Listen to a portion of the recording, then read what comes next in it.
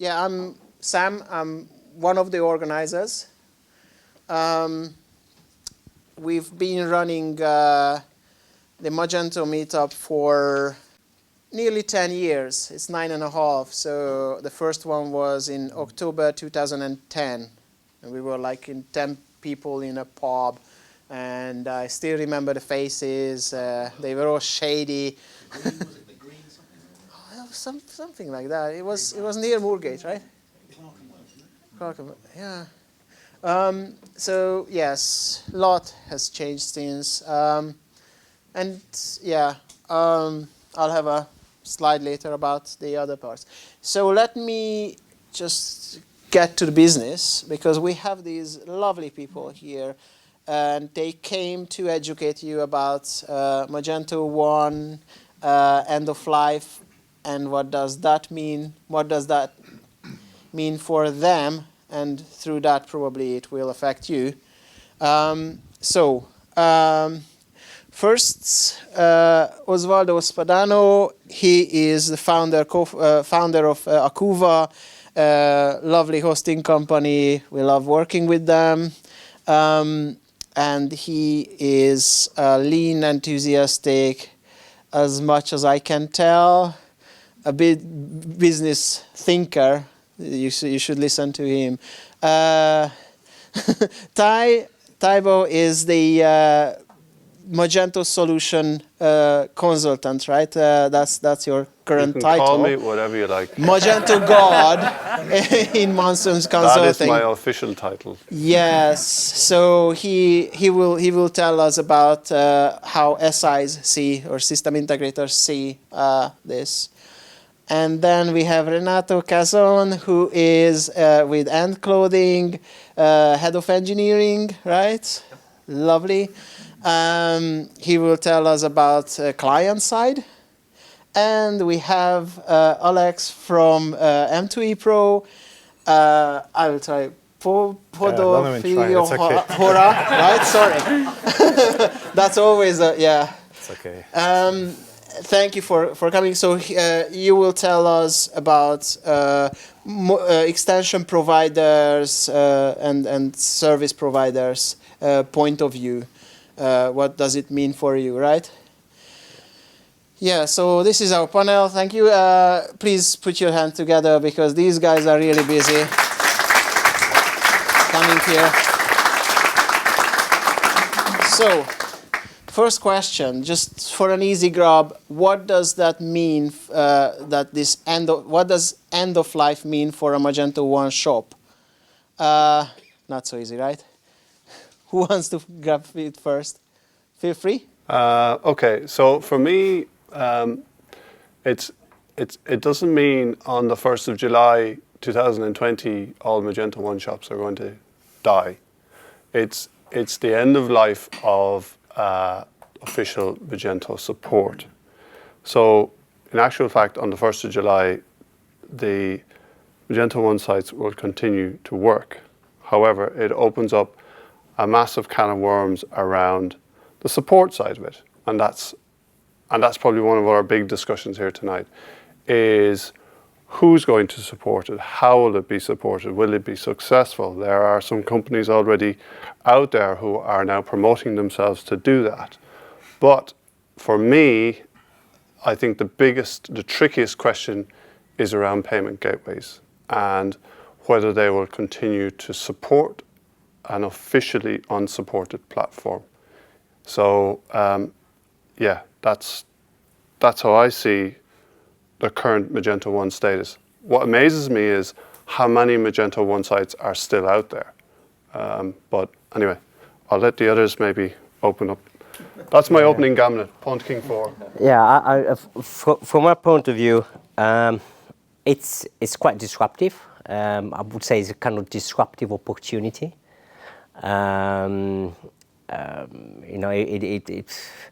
People are really scratching their head. What do I do next? And there is no easy answer, because there are lots of different cases on Magento. People will be on Magento Community or Magento Enterprise. Magento Enterprise, which is about to expire the license? Do I need to renew? So there are all these kind of edge cases, and people don't know what to do. And they have no idea how to move, who to talk to, and so on. What's interesting is, as you said, there are so many Magento 1 shops out there, a lot. And that would be a mass common problem. So, as you said, it won't be the end of it. There will be tons of people with the same problem, and they will work something out for sure. Okay, so who would like to pick up that? How does this happen? I think probably Renato, you will be the best to insert it. How did you deal with an end of life Magento? Well, from the point of view of a company like Hand that does, like at the time, still like more than 95% of their turnover, despite having stores online, it's a big deal because, as Tadhg said, you might not have support on the payment gateway side, but first of all, for us, another big concern was like the underlying platform and like what happens if there's like vulnerability. We're on an old version of PHP, on an old version of the platform, of the framework, and so on. So who is liable for that?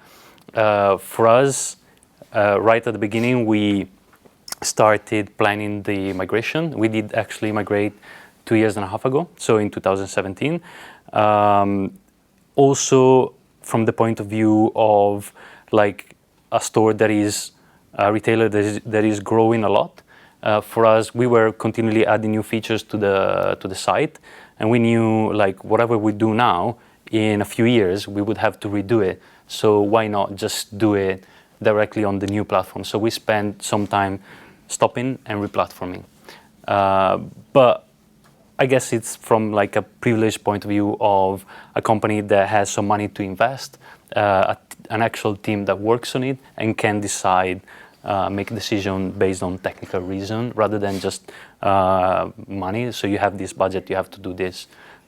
We could actually take some time off delivering just for an upgrade. So for 1 year, well, it wasn't planned for a 1 year migration, but that's another topic. But we could say for a few months, we don't deliver new stuff. We just keep the same features, but we redo the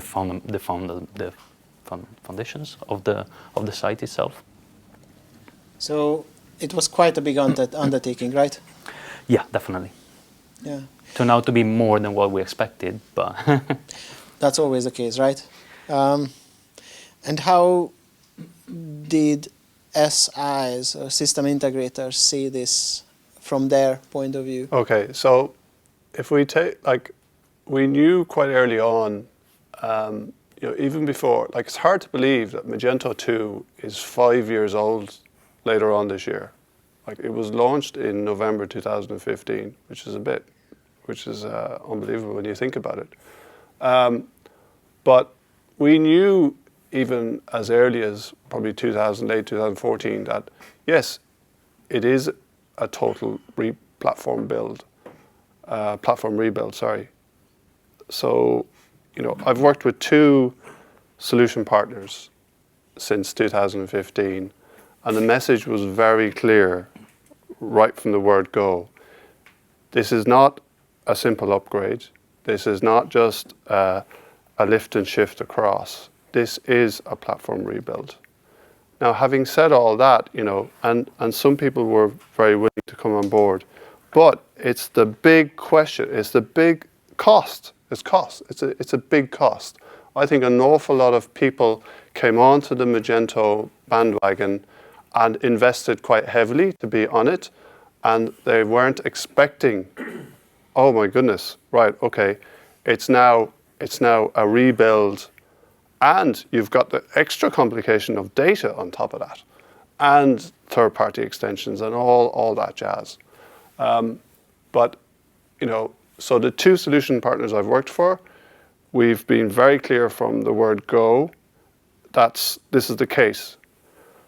Today, I had a little scan down through our site, and we still have 2 on we still have several on Magento 1, but most of them are on the move. So they're either upgrading or re-platforming. And maybe we'll talk about that a bit later on. But we have 2 who still have done nothing.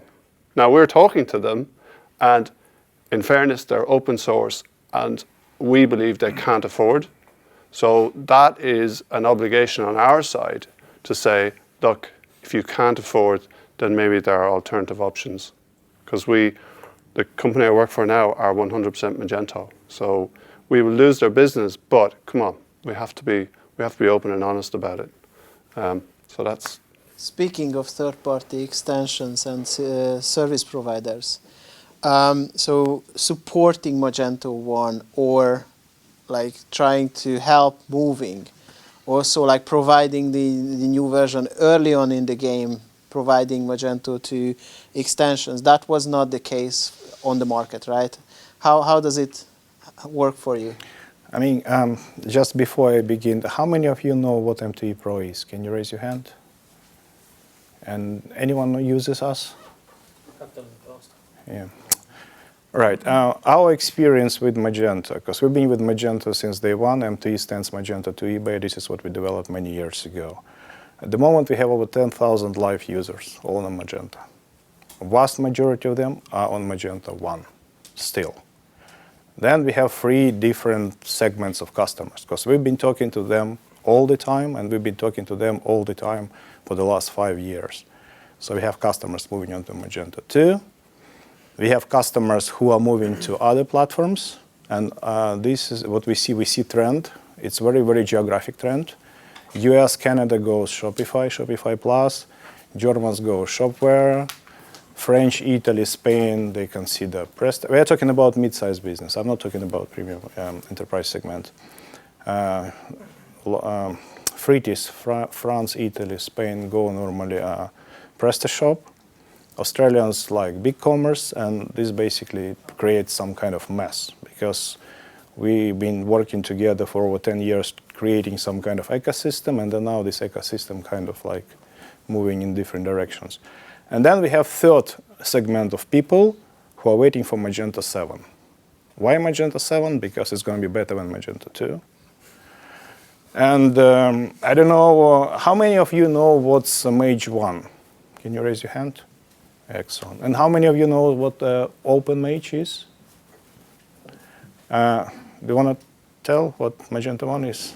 Well, Mage 1 is a firm that's offering Magento support post end of life, and they're actually putting a business case to offer a whole package of Magento support at end of life. Now, I found out from Tadhg just today that that might only be for the community edition, but should the core being the same, that should cover you across enterprise, but it won't obviously cover the enterprise parts of that, and that is a major. So just to clarify, Mage 1 is a group of great guys and girls in Germany, and so right now it's when a Magento patch comes out, that's what they're offering post 30th of June 2020. They will continue to issue patches. Now they tried to speak to Adobe about, well, can we take on the commerce side of it, or enterprise? And there's issues around licensing there, and I don't think that's going to happen. So the patching that they will supply you is open source. So there's this little gray area around, well, what happens if I'm an enterprise customer? Now, their recommendation, and I think one of you guys have experienced this, is that some people have actually downgraded from enterprise to community. So, yeah. Yeah, I can add. We've seen many people downgrading from enterprise to community because, first of all, they couldn't justify high costs they used to incur, and in terms of functionality or in terms of deployments, they could find other solution providers developing pretty much same functionality for the fractional part. Exactly. There's no support for the enterprise. There's no ongoing support for the enterprise functionality. It's not evolving. Right. This is interesting because when it comes to enterprise, there are two problems there. Is if, let's say today, my license expires, I need to go to Adobe and renew the license. And if I go to Adobe renew the license, the price, first of all, they will try to talk me out of Magento 1. But then, eventually they realize, it can't move, fine. I need Magento 1 Enterprise. And they will tell me the cost of that will be the same as Magento 2. So all of a sudden, to be on the same platform will cost me double the amount, if not more. Not only that, I've even heard stories where they're trying to lock you in a contract until, God knows, 2021. And you think, well, hold on, but you stop the support on June 2020. Why am I paying? And the point is, you still have to pay the license to Adobe to use the software, even if they don't support the software after June 2020. So that's one of the key reasons, I think, where people say, you know what, downgrade. Let's downgrade even Magento 1 community, then see what happens next. And I think another factor for maybe people downgrading is the actual license cost, because previously I think it was like server-based, but now it's a revenue-based model. Yeah. So that's a big game changer for lots of enterprise players. So if they're thinking of staying, then they will consider that. There is also another thing is to add on it, is that if you move to Magento 2 Enterprise, you will get a big push by the salespeople to move on Magento Cloud. And lots of people don't want to be under the pressure and all these kind of things, locked in for 3 years, etc., etc. So there are lots of strings attached into Magento Commerce and Magento Enterprise as you were before. And I think people are just trying to move away from that, from that pressure. So I think previously, when cloud came about, you had your Magento license and you had a cloud license, but now they're trying to bundle them all together. Yeah.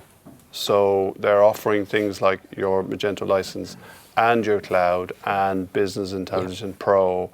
Or a bundle. Yeah. And if you don't use one of those, it will be the same price. Or they can give it to you for a couple of years for free. So no, we had customers who were given Magento You can, Cloud if you that's the point. Commerce for free for 2 years. Some merchants, they're really good at negotiating and they get what they want. Some others are less good at negotiating. So what I tell the merchants all the time, negotiate. And if they feel to be in a corner where the salesperson says, oh, it's going to cost you the amount of money, not if, not but, let's say if you want it, then I think some of them, smart ones, they use the downgrade as a card and say, well, if you don't get me what I want for the price I want, I will downgrade, so you lose the business altogether, at which point then they become a little bit more reasonable. So, there are ways of negotiating and, push things around. Also depends how complex your system is, because Absolutely, they look at your system and they realize, You will never be okay, able fine, to. I'm going to give you 3 years of holidays. When you build your complex system on the cloud, no way you're going to move away. Yeah. And then your revenue share license kicks in and everyone is happy. This is the part of the podcast that you will not I see in it's the being recorded. recording Oh, right, because okay. I'm joking. So this was one of the questions that you already preempted. What about EE? Because Enterprise Edition was a costly game, and if they just abandon support, the enterprise features that the sites are using will be still there. The company will have to still support it, but no one can support it legally. Yeah. So that's a gap between the in the market, and it will be a gap because Mage 1 can't support it either. So. Yeah, I do see lots of people trying to move downgrade to Magento community, as I said, either 2 or even 1.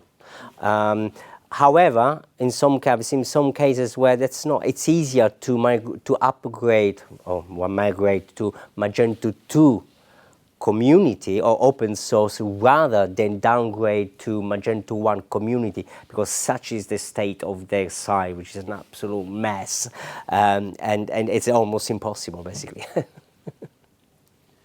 Cool. Do we think there's a chance that, given that the reason why they put this end of life there is as a sort of effectively a marketing ploy to get people to move, and the closer they get to the end date, the more chance, the less of if they haven't moved now, they're not going to move. So, what chance do you think there is of Magento actually extending? They've already done it. This is not the first time actually they communicated that. So originally, Why not? Because what are they going to do? Anyone who's going to move has already moved, and if they go past that end date, they have a shit fest on their hands, basically, where all kinds of pissed off people whose payment gateways people turn around and say, we're not going to support you anymore. So but think about it. Actually, it'd be easier for them just to say, you know what, we'll just provide you the odd patch once a quarter. First of all, I don't think they will extend again, because last time they extended, they had to extend it because the product was not ready. The people were really struggling, and there were a lot of negative publicity, and they wanted to play it down. I think there's going to be negative publicity this time. I mean, now Magento 2 is much better to what it was a few years ago when they first announced. And secondly, from technology provider point of view, we don't work for Magento, we work for our customers, and majority of our customers are on Magento 1 still. So our roadmap for the 2020-2021 will be still dominated by Magento 1. So we do all the new features first for Magento 1, and Magento 2 will be lagging behind, because we still think it's too early for many of our users to just rush and risk everything for the sake of meeting this deadline. Plus, the reason why I wanted to talk about Mage 1, open Mage projects, because these people will be around. This is community people who will be looking after M1 customers, and we will be supporting them as well. But honestly, even if, let's say, hypothetically, all of these people in Magento 1 are ready to move, and they want to move, and they're prepared to pay whatever it takes to move, is there enough capability out there in terms of SI, agencies, freelance, to actually take this tsunami of workload? No. The answer to that is no. Okay, if you struggle, call us. There's also one. Don't overpromise. There's also one other thing to consider. It's not working. With M1 end of life is also, obviously my company's not doing it, but there will be agencies out there that have very entrenched clients, and what they're going to be saying is, we're going to match this M1 EOL because we can't get M1 developers anymore. All the new developers being trained or learning, they've learned M2. As Tadhg said, M2 is now 5 years old. Yeah. So you're going to end up in a position where you're going to have agencies where we can't get M1 developers. We're going to have to put a line in the sand for our own clients and say, at a certain point, we're going to call an M1 AOL. So one way of doing it is doing it all in one go. That's just one other thing maybe people should be considering as well. Yeah, those guys will take it. So it's basically like the new COBOL developers, right? M1 developers are the new COBOL. Yeah. Well, there's that. But I think that's the confusing thing, is that everybody has slightly different EOLs. Yeah. You know? Yeah. Like, you guys have been great to say, look, we're going to continue, but how do we know how many extension providers out there are going to say, right, we're going to call it now? And then suddenly you're going to have to keep checking, and it's like, oh my God, it's a bit of a minefield right now as where the official line is. Yeah. So one more thing to add to the equation: what are the business risks for a business? For example, an e-commerce business. Yeah. Well, I did a brief list before. Like, for us, it was the worry of like a vulnerability coming out and not having the patch or having to do something by our own. Another one is like the fact that it might be based on an old version of PHP. Okay, like a few months ago, the patch for 7.2 came out, but still, it was quite late and we didn't know it at the time. Now PHP also increase the speed at which they are releasing new version, and rolling out of support other versions. For instance, 2.2 is already out of support because it was based on 7.1. So yeah, exactly. So it's a bit tricky on that side. It's still very tough to keep up to date, but at least you're covered in an insurance kind of point of view. Like, if you get hacked, is it because you didn't do your due diligence? And at least we can justify that to the business, like by saying that we are up to date with the technologies. Another risk is, as Tadhg said, payment gateways. Like if they say your platform is not up to the security standards and they stop supporting you, you're out. Like at least for us, that we only sell on the website. I guess if you sell through eBay, you sell through Amazon, you don't take payments directly on your site, so it's a bit different. Well, you might not take. You might take as well, but in our case, we have 100% on our platform, and it was a big risk. And yeah, that's basically it. Yeah, like the mad thing is, there's versions of 2.1 already. Yeah. Sorry, Magento 2.1 is already end of life. But also 2.2. 2.2 as well. 2.1, No. 2.2. 2.2 is extended. That's very generous. 2.2 was December, end of December, which is an awful date anyway. It's been extended to, no, they've just done one more patch. It's really confusing Yeah, the last again. one, yeah. It was in They've January. just done it. Yeah, and that's it. That's the end of it. However, I know some commerce clients have been guaranteed support to the end of June. Depends how much they pay, yeah. So, yeah. Like these people maybe they do. Exactly. So, yeah, that's yeah, it is. I think in a way, when it comes to risk, one way of mitigating the risk is both merchants or agency, or whether they work together in-house and the agency team, whatever, they need to get really, really good at upgrading. They need to get the process streamlined and just get used to it. The more you do, the easier it gets. Obviously, you don't want to be the guinea pig. You wait a little bit when a new version comes out, let other people make the mistake, find the bugs, but then you have to be pretty quick at doing that. You can't stay today on 2.1 or 2.0. I mean, that's mind-blowing. You can't do that. You make the job for yourself so much harder if you do that. So people need to get good at it. And if in that case, and that needs, it's a process. You need to understand how do you do it. There is always a process that you can have in place. Obviously, sometimes it can be less complicated, more complicated, but the process is the same. I remember that release that we had to roll back because there were issues with the SUPI patch.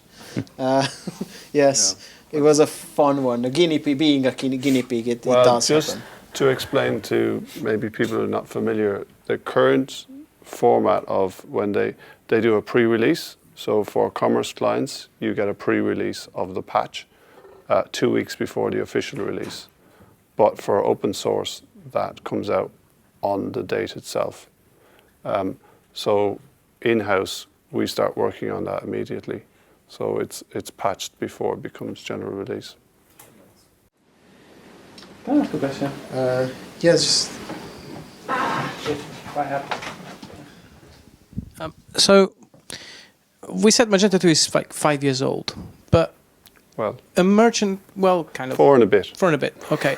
For a merchant that invests into a new platform, what would be their estimate in terms of return on investment on the platform itself? Because are you expecting to make your money back after 8 years using the platform? I suspect that's going to be less than that. So come end of life and 5 years into Magento 2, I'm struggling to understand how merchants right now still say we can't afford it. Did they expect Magento 1 to live for, to kind of get the money back after 10 years? If you see my point.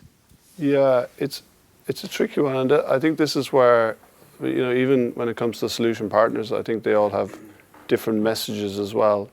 I know the 2 companies I've worked for were very clear on that like if you're serious about your platform, you should be, that revamp, that redesign, that and in this instance, a platform up or platform migration, it should always be on your mind. You should never just think, it's a one-off, I'll be grand for 10 years. Like, it's continually changing. So I think whether that's bad education from SIs or, we'll just get them, we'll make most of the money at the beginning and then forget about them. Because I think that's happened in a lot of cases. The cost of projects have gone up massively, that's the difference. Yeah, It's not so just for that it's like businesses. I'm spending the money again. So, for the vendor selection projects that I've done over the last couple of years, they've been 4 times the amount that they paid last time. That's quite a lot. Yeah. So yes, So for businesses, one the projects are quite a big undertaking, and they see it as a one-off investment, and then they don't think about the retainers. They don't think about keeping it up to date, etc. That's part of what the SI has to do, communicating this. But some e-commerce sites don't use SI, so whom will they ask? There's no education there. Cost of ownership is actually that a site that cost you 50 grand 6 years ago would cost you 200 grand now. Yeah, and cost is a huge factor, but I think there's a big fear factor. Like, here's a question: how, of all Magento 1 sites out there, the e-commerce manager, were they around when that site was built? Probably not. Like, I know we have a Magento 2 client right now, and they've got a new e-commerce manager, and they're just new with us, and he doesn't even know. So there's like, oh no, don't touch anything. And it's like, oh no, don't fix what's not broken. So I think there's a little bit of that going on. We've had a couple of instances where some of the M1 projects are so old that all the developers who were originally on it have left. Some changes were made, they were quite small but important, so they're only recorded in your ticketing system like Jira. So you can't go back through 500 tickets to find out what everyone does. The only way to actually find out what the M1 site actually does is sometimes literally walk through the whole of the code base, and that takes time. And that's the thing you have to try. We've been trying to say to some of our clients about 2 years ago is, let's do a discovery, find out what it would take to get you onto Magento 2, and this will cost you X £1,000. Now, you might not be ready or have the money to go to M2 yet, but when you are ready, we've done all that due diligence already and we'll maintain it. And so we've done all that, so when you actually do decide to go from M1 to M2, we can hit the ground and develop it. Some of them get a shock when you actually say, we need a month to 2 months discovery and prep, right, to work out what we actually need to do to get you from M1 to M2 without damaging your business. Yeah, and that's more cost. Yeah, and it's time as well. It's the time effort in a way, because they suddenly go, hang on a minute, we're starting this in February. It's going to be March. It's going to be April before you start writing your code. Oh my gosh, goodness me, we've got that June deadline coming up. Yeah, and in many cases, not only will the merchant side, they might not know all the features that they currently have because there's 22 extensions in there and going, I don't know. But the SI is also different. The SI will have changed at some point during the life cycle. So there's a bit of, oh dear. But isn't that the perfect time to go, oh my God, let's this But is the time. that's why I said it's a disruptive opportunity in terms of disruptive because it's painful, obviously, because of money, because of the effort. It's not just agency, also internally the merchant has to put so much effort in managing the project with the science. It does take lots of energy and effort, but at the same time it's a huge opportunity because all of a sudden you can finally get rid of all of that mess, keep what's valuable. Obviously some of the stuff is there for a reason, learn from it, keep it, and the rest start afresh in a way, and that's a good opportunity. Yeah, and you hit the nail on the head there. Resourcing on the merchant side is a big problem. We've started the discovery process, and one of the first questions they'll ask, "Oh, you won't need me for much during this project, will you? Because I have an awful lot of things to do." And that's very common in the e-commerce industry. Is that it's under-resourced, And a lot of e-commerce managers are under so much pressure, and they think, "Oh my God, this is a headache. I can't deal with it right now."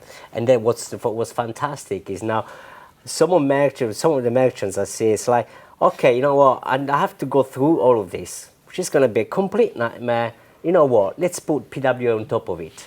Let's do big bang, that's it, let's do all of it. You know, they go from risk averse to take all the risks possible, imaginable. Yeah, they do a Google search and go, PWA must be the answer. And it's not a bad solution either. Do we think that Adobe is actually interested in the rump of Magento 1 merchants that are still on Magento 1? No, in what respect? No. Well, do they give a fuck? Maybe you can edit that out in the advice. We can't see you anyway. You didn't have a mic. So. What? Okay, so the Adobe acquisition is an interesting one. I think, like as we said, so we're talking about M1 end of life tonight. So if we go back to that, so we know originally Magento 1 end of life was November 2018. But they quickly found out Magento 2 platform wasn't quite ready in November 2015. 2016, there was an awful lot of people going, "Oh Jesus, we've got to do a lot of catching up here," like everybody, the learning curve, the extension providers. So then Magento officially pushed it back to now, but Adobe will not. They don't have that kind of policy to extend it again. No way. There's no way they're going to do it. So it's because their focus is 100% Magento 2. I mean, if you remember back in the day when they had to extend initial end of life, the ownership was with a private equity group. And for private equity group was not about creating something, it was about packaging something properly. And you cannot package something properly if you get very, very negative feedback. So therefore, they kind of like pulled back initial announcement. They gave people a little bit more time. They packaged it the way Adobe wanted it, and they sold it to Adobe. Adobe doesn't have any kind of responsibility as to what was promised back then. They're interested about top premium segment, and among our customers, we see a lot of cross-sell. So when Adobe system integrators who specialize on Adobe products come, and they start offering other things which have no relationship to Magento whatsoever. Yeah. So and they're mostly targeting larger companies. They're not interested about this mid. Magento historically, like back in the day, was for SMEs, for companies which start small and grow. I mean, to be fair, I mean they are getting serious about SME that now have a business unit made of Magento and their acquisition with Magento, which are now the SME part of Adobe. And the reason for that is because Adobe can see the top enterprise market being saturated. It's very difficult to be able to grow at 20-30% year on year at that level when the market is saturated. So going down market is one way of finding new revenue streams. And the way they like to do that is obviously by packaging things. That's why you see lots of packaging in a way. Vice versa, they also see an opportunity to get Magento up market. I'm not sure they've been very successful there because obviously when we say large, Adobe means medium.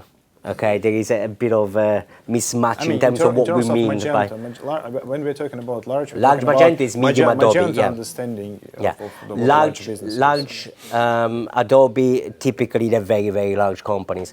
And you're absolutely right. If you look at Magento, what they've done with the private equity, it was all a packaging effort for not even increase their revenue, but targeted at increasing valuation so that they could get the right multiply on their revenue so that they could sell it for 2.4 billion. That's what they did cloud. If you don't have cloud or SaaS, you get, if you're lucky, 5 times multiply on your revenue. But if you introduce the word cloud or SaaS into what you do, all of a sudden you get 10 multiply.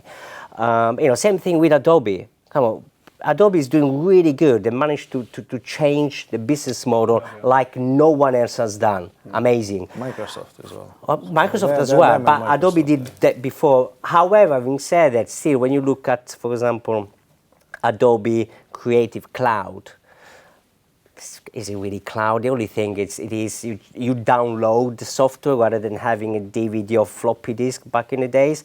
And instead of paying one-off by check or whatever, you now pay monthly. That's it. There isn't that much SaaS or cloud in that element. Now you look at Adobe Experience Manager. Now that is becoming real SaaS. That's interesting. Now they call it they've just announced AEM, Cloud as Service, bizarre names.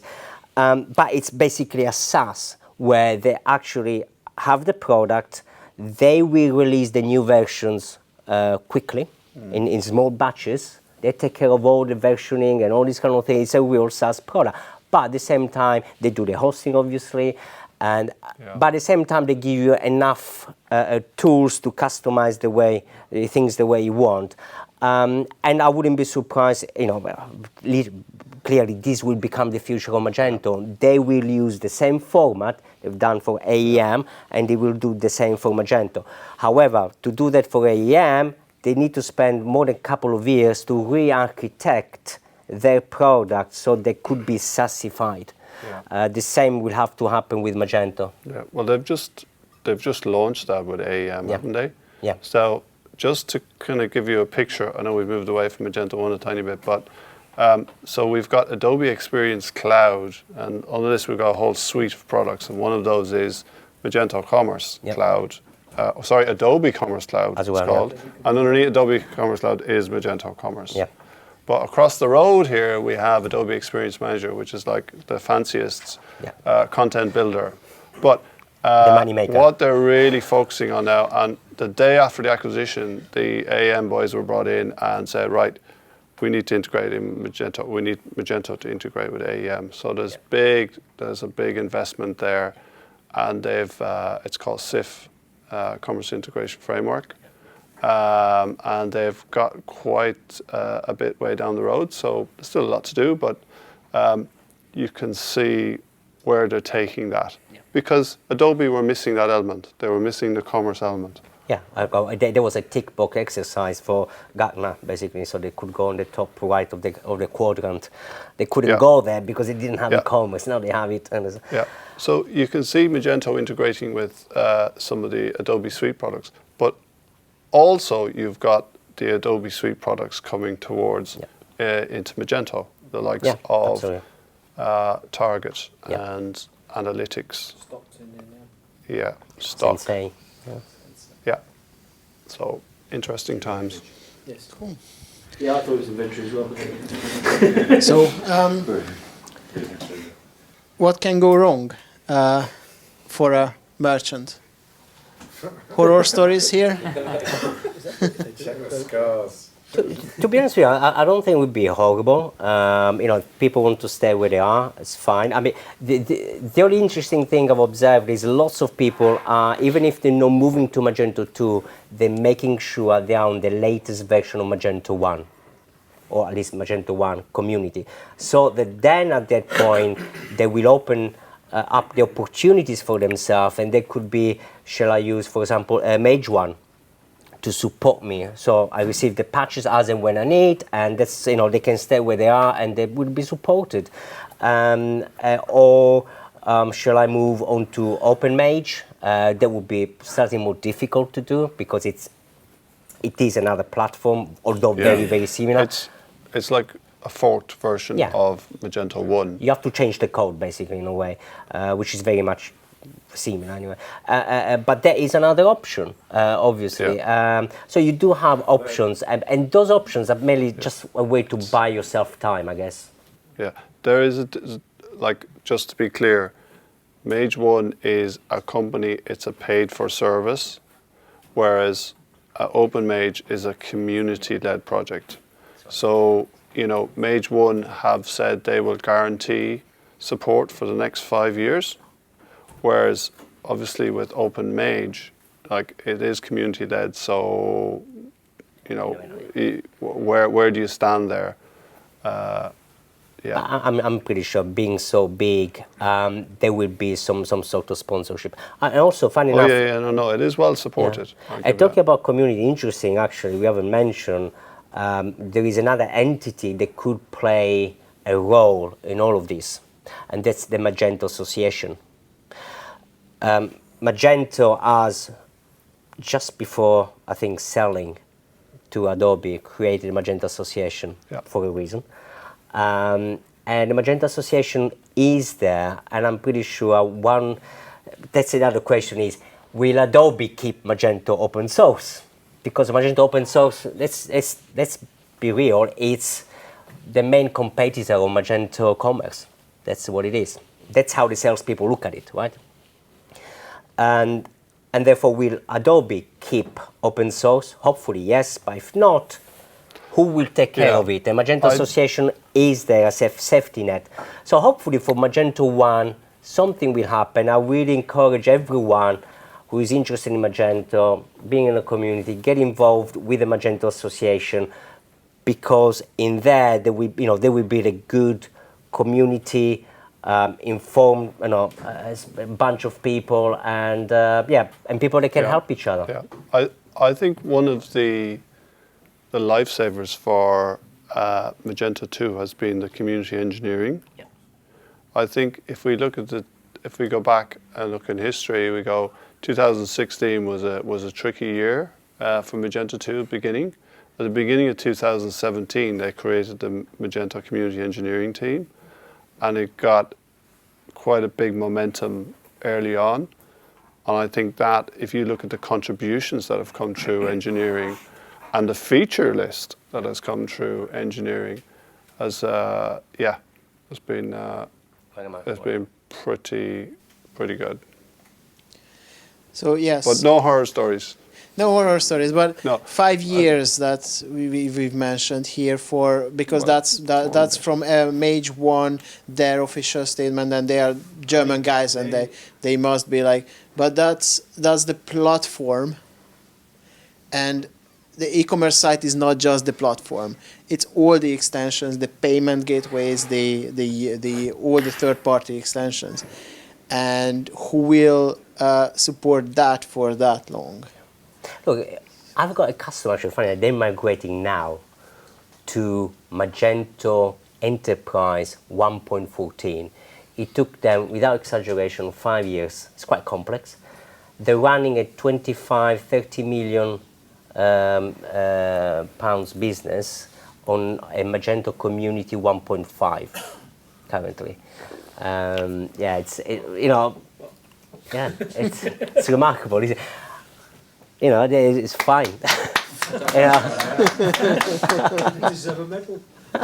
They do actually. I mean, the first rule of IT: if something works, why touch? And because we've seen a lot of horror stories when Magento 2 project presents a big cost for many merchants, and then they start jumping agencies. They start looking for a cheaper way to do this migration. They always look, now you have Magento certification all over the world. You can pick up Vietnam, you can pick up, Cambodia, and then they start having big problems because, yes, they have cheap labor. But not necessarily. In that specific case, I must say, they were actually engaging with really good agencies, but for whatever reason, they've been let down over and over and over again. At some point, we had to find a developer freelancer to cover them for the maintenance while they were migrating from one agency to another. They were left stranded under the bridge, basically. I think it was due to the complexity of their business, probably, or whatever, but anyway, or they were too difficult, I don't know. Well, just to say that we've had the issue, but we've had people who need to go from M1 to M2, and they've not just used it as an opportunity to re-platform, because they have been explained this is a complete rebuild. You've got to start from scratch. They go, hey, maybe we can move agencies and we might find somebody better to work with. Right. You know, if we've got to write all the code again, why does it have to be the people that have been, you know, doing it all for us? So it's quite a complicated, it's quite a big move for people as well. It's like you say, it's the big bang. But we're also finding that other platforms are reaching end of life as well. There are a lot of other clients now saying these platforms, we want to go to Magento 2. Because although you said Magento 2 is 5 years old, Magento... Well, okay, no. Yeah, that's right. It's 4 and a bit. Oh, it's 4 and a bit. But It's 5 years old in November this year. But what I was going to say was the Magento 2, Magento 2.3 Yes. is very different from Magento 2.0 It is, yeah. and 2.1 and 2.2. They are big upgrades, and that's the other thing we have to Yes. get across to clients. When you go from one big upgrade to 1 to 2 to 2.3 Yeah. to 2.4, those you have to invest in. They're not like a quick upgrade and a test. We have to do Yeah. those. But the platform is evolving. So whilst it's 4.5 years old, it's not like Magento 1 when it reached 4.5 years old, which was pretty much the same thing. It is a different entity. Even Magento 1 evolved a lot, I mean, to be honest with you. Yeah, like it took what, Magento 1? 5, a good 1.7, 2, 1.9, I mean, there've been Well, some- until 1.7, then Yeah. from 7 onwards, it was like Yeah. And that's Yeah. what, 2012? Was it? Around that? 2012, 2013? No, Yeah, 2012. yeah. So it started in, what, 2007, 2008? So, It took a lot, yeah, to get to that And the other point. interesting things, as you said, you know, there's also an opportunity for the merchants to reevaluate and say, what other platform should I use? So, you know, that's happening. We all know. I think- Shopify, you know, if you name it, Shopware, BigCommerce, and Demandware, obviously, Salesforce, I must say, and so on and so forth. So it's all happening. And, you know, and actually lots of people are getting fed up with all these upgrades and say, you know, I just want things on SaaS. At the end of the day, I just want a shop with products, buy, check out. They don't do anything really fancy. Some others, obviously, they can't operate on a SaaS platform sometimes, and it's fair enough. But things are changing, and actually, that's reflected on agencies as well. You see now lots of SIs. There were so many SIs before. They were just doing Magento. How many of them are left? They only do Magento. Very few. Very few. I know, but very few. Not many. Very few left. The majority now, they embrace so many other platforms. And I think one of the reasons why they embrace other platforms, they were fed up of losing prospects due to the platform. So they say, you know what, let's open up and do Demandware or whatever. yeah, so strongly encourage that. Merchants, look at other platforms. It doesn't mean you're tied in, oh my God, I'm going to have to do the Magento 1 to Magento 2. No, it doesn't. Like your vision 4, 6, 7 years ago when you started out Magento 1 is very different to what your vision is now. You know, some maybe have gone way up, some have maybe stayed static, and some maybe have gone down. So you've got to pick the right platform for you. I mean, it's very difficult to pick the right platform because very often, because merchants, they very often rely on the outside knowledge, and outsiders try to sell whatever, you know, is going to bring more revenues. We had one interesting case when our quite large customer, he went from M1 to Shopify Plus. Now he's coming back to Magento 2, and he changed 3 agencies. So he was with one agency on Magento 1. He was quite happy when the first end of life announcement took place. He got scared, so he found someone who recommended Shopify. Then they got him onto Shopify Plus. And he was completely upset about his Shopify experience because it's like, you know, after owning a car, you know, hiring a taxi every day, you can't do much. So and then he went through this, you know, whole ordeal of finding another agency which takes him back now from Shopify to Magento 1. And now you can imagine how much he has spent. And actually interesting, it's not just about how much it costs. That's one side of the coin. The other side of the coin is the opportunity cost. All the energy, all the money, all the time spent in doing that could have been spent on doing something else. I don't know, open up the store in the new market, or I don't know, whatever it is. It's the opportunity cost that I personally, if I was the business owner, would find extremely frustrating. All the tax on my time, on my team's time, that is very, very frustrating. The last time when they did it, normally, it's when they spent that money, they did it to change their business. This time, they're spending that money to stay in the same place. Actually, I wanted to add that some businesses see this as an opportunity to step up, but that just complicates things because they want to introduce more and more features into an already difficult migration project. Yep. Yeah. So that might be like one of the edge cases where we, Well, they're Education. under pressure. They're under pressure, like the e-commerce manager, because they have to put a business case together for the cost. So they're trying to go, well, what features am I getting? You know, where is it going to take me? And it's just. Can I just ask, right? You know, like you've got multiple platforms. So a business that's heavily reliant, if you like, on the Magento platform, with all sorts of customizations and so on, right? Is there a platform out there? Do the other platforms, like the SaaS platforms and the headless platforms and so on, can they cater for that depth of bespokeness, if you like, of those brands? Or are we in this kind of almost catch-22 situation where they can't move, like you were saying, because perhaps there's so much difficulty in moving, they end up coming back? Yeah. Do you know what I mean? Is it Can a I- nightmare situation? I mean, before these, I've actually co-founded and created one of the first SaaS e-commerce platform vendor back in the days. Ooh. So I love SaaS. Don't get me wrong. I believe in the model. It's a great model, but it does have. It does have limits. I can tell. Although the technology has moved so much since then, but still you have limits. Even when you look at Shopify, I don't know if they managed to fix the internationalization things, and that's difficult to fix because that's something so embedded in the architecture. If you don't design it in the architecture, you can't just retrofit it. It's especially in a SaaS platform, it's extremely difficult. Having said that, I think one of the reasons why people get into this kind of situation where they have Magento and they put so much stuff into it is because it's poor, not just technical, but business architecture. And they end up does it have to be that way? Not at all. The best companies I've seen, they see the e-commerce platform, being Magento or Demandware, whatever it is, as a plug-in. Because what they've done, they put lots of effort on the back-end systems, okay? So most of the business is driven by those separated systems which are very well put together and they're well coordinated and integrated, and therefore they can be in a situation where they can easily change the front end. The only thing they need to do is to redo the integration between front end and back end, let's put it this way.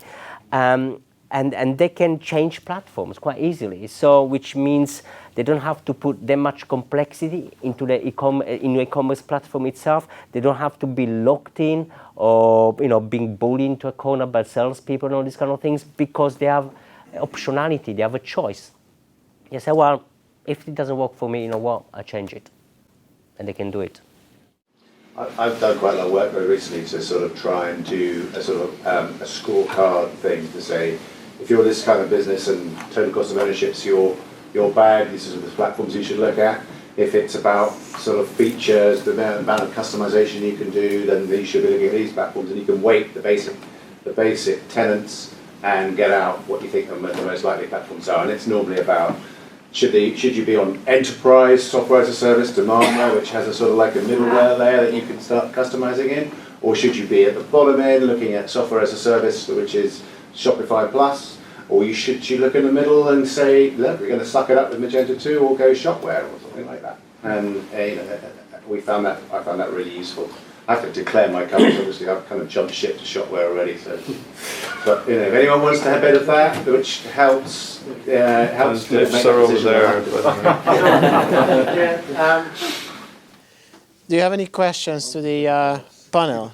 Because I think that should being an expert. Let's just go around. So a couple of you have mentioned some concerns about payment gateways. What are the reasons that payment gateways are giving you for not supporting post end of life? It's called PCI. Payment card it's PCI compliance. So it's all about liability, and they don't want to be seen, like if the software, if the platform itself is unsupported, then there are payment gateways already saying we are not going to support Magento 1 after end of life, unless they become technology partners with someone like Mage 1, who, because they're reaching out to all these now. But it's all about PCI. I think it's PCI DSS. PCI DSS, yeah. So I'm actually from a payment gateway, and we're continuing to support after end of life. Which one is that then? Checkout.com. Yeah. Okay. Yeah, but it's quite complex because it's that what you say. It's when you do the self-assessment, there will be a question asking you, is your platform supported? Will you, how long will you wait until you put a security fix patch or whatever? So look, at the end of the day, you could have a developer freelancer doing these kind of things for you, and you can still be, maybe somehow PCI compliant, as long as you look after your platform, you don't just leave it there. But I think there is enough of a community, I think. There are already options, OpenMage, Mage 1, and there is a few others coming up. Here's a very good question. How many Magento 2 sites out there running on 2.1 are still using payment gateways? That came up earlier on. I bet there's tons of them. And they're officially they could be in trouble, payment gateways. What's interesting? Of course, these payment gateways are quite happy to support them if you built your own integration to your own e-commerce platform. So if you were building your own custom one and you were going in via an SDK. So the problem that we kind of identified was the payment service providers. They need to remain platform agnostic, and in putting the development work and actually having a Magento 1 developer, resourcing the integration itself. They would rather spend the money now looking at the platform integration, shopware, and kind of maintaining and adding new features, alternative payment methods on top of those instead. So we're continuing to resource those integrations. We're continuing to look at the PCI DSS and else like that. So it's a client retention. It's a client acquisition. Exactly. Now this is interesting. Actually, you were someone was why would Adobe do that? And so this is actually interesting because the dynamic is very different here. You have a company like Adobe. He's huge. Okay. What's the end game? Who knows? We all know they want to be acquired by Microsoft. So in a way, it's going to happen. And so in a way, we are a bit back to private equity. So what is Adobe doing? Well, they're trying to maximize their valuation. Actually, they should be careful not to be too expensive. Otherwise, even Microsoft can afford them. But it's what they're going through, right? So for them, it's all about market, how to retain the market, how to expand the market and keep the growth. So for them, it's all about, okay, how can we push people into Magento 2, more of those and all this kind of thing. So, and again, remember, Magento probably accounts not even for 2% of their revenue, 1.5% if you're lucky. So Magento is still a very, very small thing within Adobe. So we have to keep that in mind. However, for everyone else who is not as big as Adobe, I think they have to think differently. They can't think the same way Adobe thinks because you need to think about how can I retain my customer so that I can have my customer on Magento 1 and hopefully I retain the customer when I go to Magento 2. So it's a very different way of looking at the market and way of a different mindset. And smaller companies, obviously, they have to be more customer focused. They don't have an army of salespeople and marketing budget to spend and keep market domination. Adobe can do that, everyone else can't. So there was a conversation ongoing today. There was a merchant that's moving actually away from Magento 1 to commerce tools, and they're going to be replatformed around September time. So they actually wanted a payment gateway that's going to support them for those extra 3 months. They're moving over to us now because their current payment gateway has told them they're not going to support post end of life. So even from the merchant side, which is quite concurrent with the conversation here today, their main concerns was around PCI DSS. But really, much of that is actually going to come from the card schemes. If the card schemes aren't happy themselves, Visa and MasterCard, then they will actually tell the payment gateways themselves to start processing, which hasn't actually come from them yet. Yet. So that's something that may well come further down the line. So what would you do in that instance? Well, PSD2, because there was a slight stall on all that stuff, wasn't there? Because it was meant to come in last September. So I don't know if there's a lot of the payment gateways are already PSD2 or SCA compliant. Yeah. But a lot of the merchants haven't upgraded their integrations for well, that yet. not all payment gateways are. Not all of them. Yeah. Not all issuing banks are either. So it's a fragmented part of the world. That's a conversation for another night. Yeah. So next question. Yeah. Can I ask a simple question? Do you think the Magento or the company you work for will extend the market in Asia, probably, or maybe in China, to bring the brands or commerce clients to do the business in Asia? Is it possible, or? Thank you. You want to take this? In my case, we already sell in. Well, we already sell both in all Asia basically. Yeah.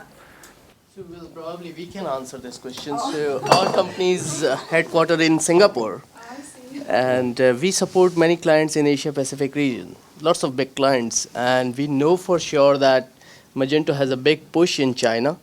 They recently organized Meet Magento in China. So yeah. Yeah. I mean, clearly Asia, it's a huge market, a huge opportunity. There is a massive growth there in many different markets in Asia, and it's a huge opportunity. However, having said that, I think even platform like Magento has struggled to penetrate countries like Japan. In Japan, it's nothing. Each country there, they have their own things. I never forget when working for other companies as well, like bigger retailers like Yux, for example, launching in China with our money, and 2 weeks later, we didn't have even one order. The reason for that, I think, was because we couldn't really understand the market, how it operated, how to build it. You couldn't just go with the same website as you do in Western countries, place it there, and just because you're a brand, expect people to go and buy. It's totally different. That's why lots of people now use marketplaces on these kind of things, to test the water and see how it goes, and then eventually develop from there. But everyone wants to be in China, obviously, but also there are many other countries, smaller countries around. But it's a very difficult market to navigate without some help somehow.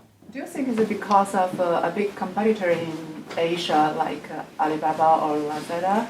So it's quite hard for the... I think there is a mix of things. There is that, you have to use those platforms somehow. I think it's difficult from a bureaucracy point of view, administration point of view. For example, if you want to operate in other countries, I don't know, could be India, China, and so on, you need to, there are some restrictions in what you can do. There's a lot of rules and regulations, and it's not easy. Not everyone can afford it. In our case, so Japan and South Korea are really strong for us, like stronger than several countries in Europe. China is a bit difficult, one of the reasons being the firewall, but same is for Russia. It's very difficult for Russia as well. Another thing is the fact that if you want to have a legal entity there, you need a business part, open a company there, of which a business partner has to be from there.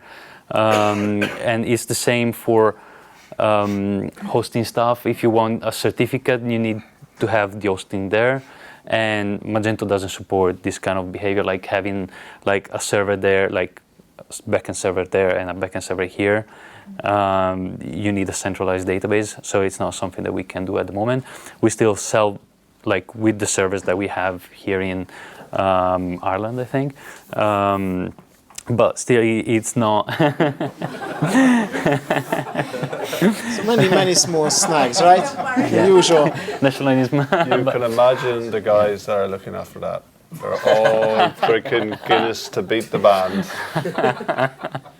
Cool. Yeah. All right. I think Yeah, look at the time. It's brilliant. Time flies when we have interesting people around. Thank you very much for the panel. I hope that you enjoyed it. Yeah, thank you. Thank you.